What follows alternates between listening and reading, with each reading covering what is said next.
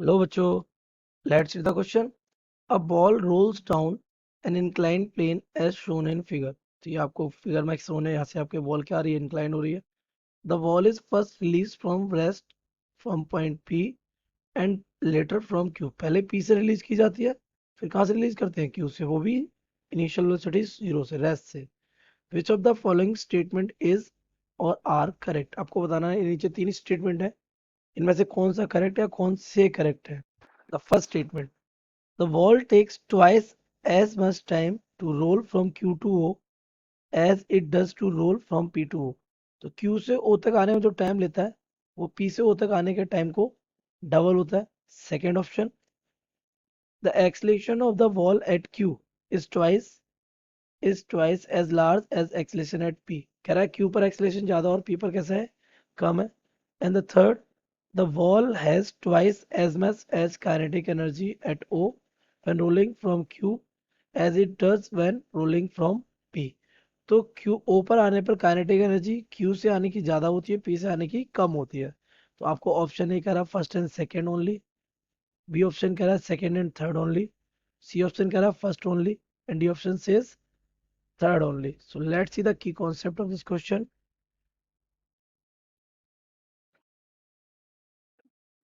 The key concept of this question is कि बेटा जब आपकी बॉल यहाँ से रोल हो रही होगी तो ये आपकी डाउनवर्ड आ रही होगी, और डाउनवर्ड आ रही होगी तो उस पर क्या, एक एक्सेलेरेशन वर्क कर रहा होगा. That x this is the motion is under acceleration. और एक्सेलरेशन के अंडर जो मोशन का जो डिस्टेंस, और distance is equal to S is given by u t plus half a t square. So this is the key concept कि हमें distance को देखना है यहाँ पे, क्योंकि वो डिस्टेंस की बात कर रहा है, एक्सेलरेशन की बात कर रहा है, एक्सेलरेशन भी चेक करना है हमें, है ना. सो सॉल्व करते हैं इस क्वेश्चन को. तो फर्स्टली हमारा यहाँ पर ये जो एंगल है ऊपर, दिस इज थीटा. तो अगर ये थीटा है तो किसी भी पॉइंट पर अगर हम इसका, मान लिया ये बॉडी हमारी यहाँ थी, चेक करें तो इसका एम जी कहाँ लग रहा होगा, downward. If m g is downward तो इसका कंपोनेंट कौन सा, ये वाला, this will be the m g sine theta. ये इसको कहाँ लेके जा रहा होगा, डाउनवर्ड. तो एक्सेलरेशन चाहे पी पर देखें चाहे क्यू पर देखें, क्योंकि acceleration force is what, m a is equal to what, m g sine theta. ये क्या करा रहा है, मूव करा रहा है बॉल को डाउनवर्ड, चाहे वो पी से हो या क्यू से हो. कहाँ से हुई है, फ्रॉम पी और क्यू, नो प्रॉब्लम, दोनों जगह से. एम से एम कैंसिल हो जाएगा तो a will be equal to g sine theta. That means आपका एक्सेलरेशन सिर्फ डिपेंड कर रहा है जी पर और थीटा पर, और पी के लिए भी थीटा है और क्यू के लिए भी थीटा है. That means for both the point theta same g same, तो acceleration is what, acceleration is same for both P and Q release.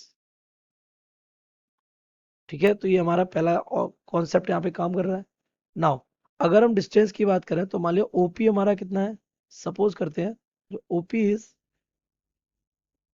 S1, और जो हमारा ओ क्यू है that should be the S2. तो अगर अपने S के फॉर्मूले को देखें तो S will be given by u t plus half a t square. A हमारा है ही कॉन्स्टेंट. तो यहाँ से अगर हम देखें तो दोनों टाइम U कितना रहेगा, जीरो, को रेस्ट रिलीज किया तो S will be half a t square. Acceleration हमारा कैसा कांस्टेंट, तो ऐसे ये क्या हो जाएगा, S is directly proportional to t square. ये कंडीशन हमारी यहाँ से यहाँ बन रही है.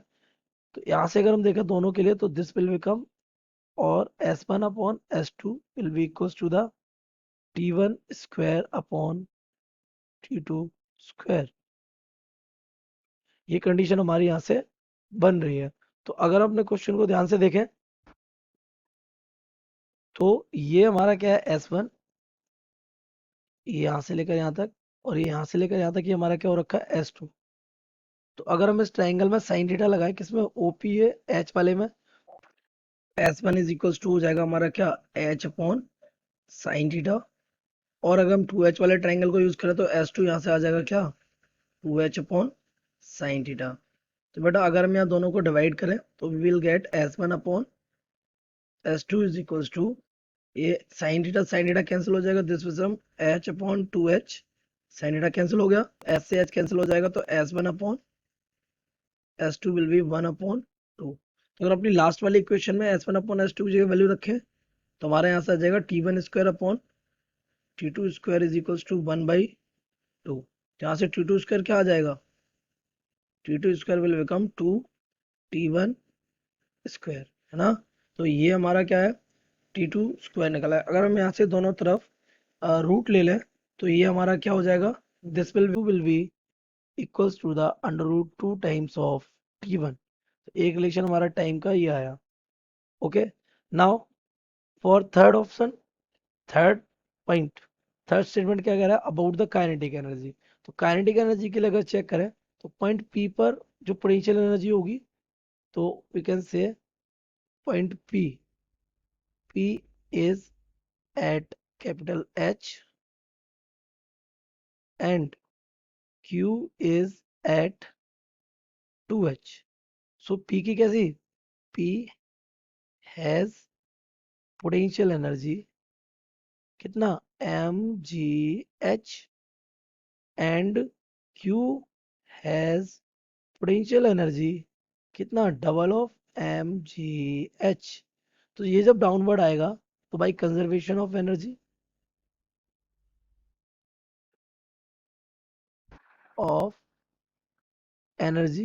तो एनर्जी के कंजर्वेशन से अगर चेक करेंगे तो ये हमारा काइनेटिक एनर्जी होगी, that becomes be fully converted into mgh।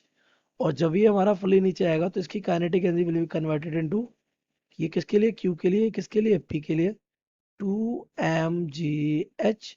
तो KQ हमारा कैसा हो रहा है, ग्रेटर हो रहा है किससे, KP से।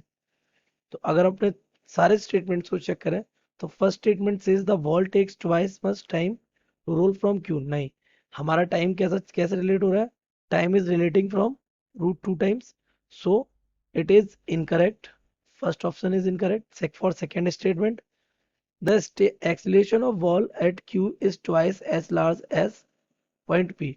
ये हमने पहले ही देखा, दोनों पॉइंट का एक्सीलरेशन हमारा कैसा है, सेम है, ठीक है। अगर सेम है तो ये वाला स्टेटमेंट भी क्या हो जाएगा, गलत हो जाएगा। थर्ड क्या कह रहा है, the ball has twice the much kinetic energy at O rolling from Q. Yes, कि क्यू की काइनेटिक एनर्जी पी की काइनेटिक एनर्जी कैसी है, ट्वाइस है। तो this statement is true only, so we can say that option D, third only is the correct option. So we can say the correct option